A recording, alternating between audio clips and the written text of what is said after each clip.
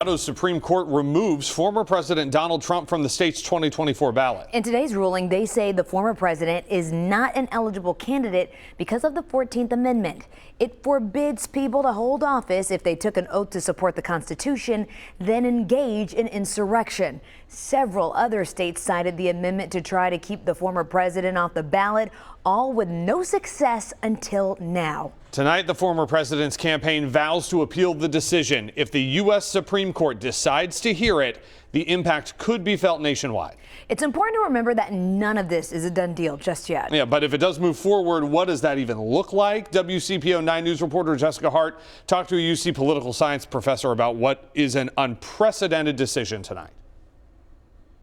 This is momentous. This is historic, but it's also on hold. In a 4-3 decision, the Colorado Supreme Court ruled Donald Trump should not appear on the state's primary ballot next year. Why? A Civil War era provision in the 14th Amendment. The language of the 14th Amendment talks about participating in insurrections and violating the Constitution, and sounds an awful lot like the events of January 6th of 2021. David Niven is a political science professor at the University of Cincinnati.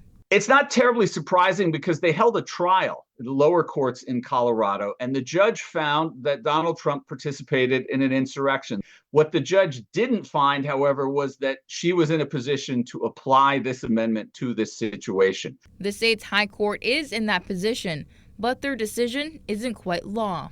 So they put their own decision on hold and basically said this is going to await further appeal. So right now, assuming the Trump campaign appeals, and one would certainly assume they would, this decision won't actually take effect and he won't be barred from the ballot. Niven says then the case goes to the United States Supreme Court. One of the difficulties they will have is they can rule on this Colorado decision only to have other states issue similar decisions. So the logic that they come to has to account not only for what happened in Colorado, but they have to make a way that this would apply to other states. The Colorado Supreme Court put their decision on hold until January 4th, one day before Colorado's candidate deadline for the GOP March primary. In Mount Adams, Jessica Hart, WCPO 9 News.